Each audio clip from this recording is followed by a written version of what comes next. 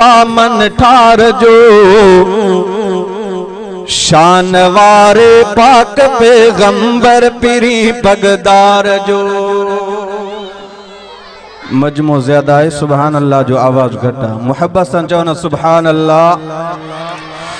चेथो लिख कलम तू शान मुझे लिख कलम तू शान मुझे मुस्तफा मन ठार जो शान वारे पाक पैगंबर पिरी पगदार जो। हा हा शान वारे पाक पैगंबर पिरी पगदार जो। लिख कलम तू शान मुझे लिख कलम तू शान मुझे मुस्तफा मन ठार जो शान वारे पाक पैगंबर पिरी पगदार जो। हा हा शान वारे पाक पैगंबर पिरी पगदार जो। ओ मुस्तफा माहे लिखा आ चंड चोड़ी खाच तो मुस्तफा माहे लिखा आ चंड चोड़ी खाच तो माखी मिसरी खा बिया महबूब जो नालो मिठो मान मिलंदई ए कलम हा मान मिलंदई ए कलम लिख शान शफकत दार जो शान वारे पाक पैगंबर पिरी पगदार जो। हा हा शान वारे पाक पैगंबर पिरी पगदार जो। लिख कलम तो शान मुझे लिख कलम तो शान मुझे मुस्तफा मन ठार जो शान वारे पाक पैगंबर पिरी पगदार जो।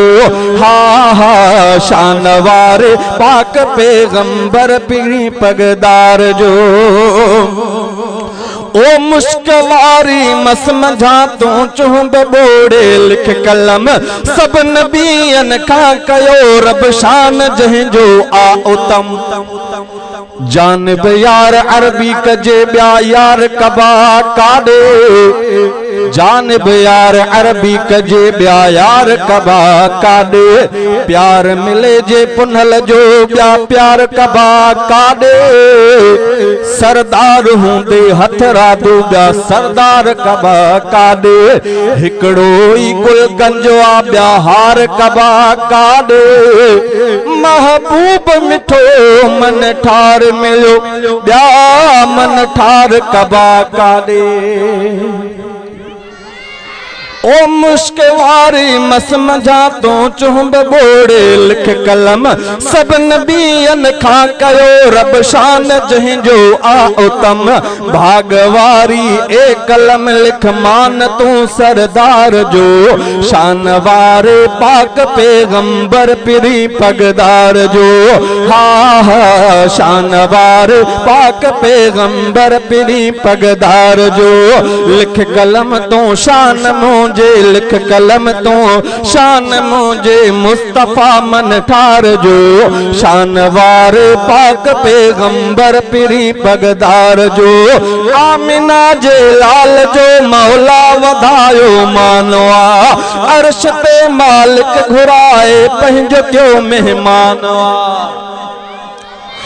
ओ आमिना जे लाल जो मौला वधायो मानवा अर्श ते मालिक घुराए पंहिंजो क्यों मेहमानवा। मर्तबो आला कयो हा मर्तबो आला कयो अल्लाह आदिलदार जो शान वारे पाक पैगंबर पिरी पगदार जो।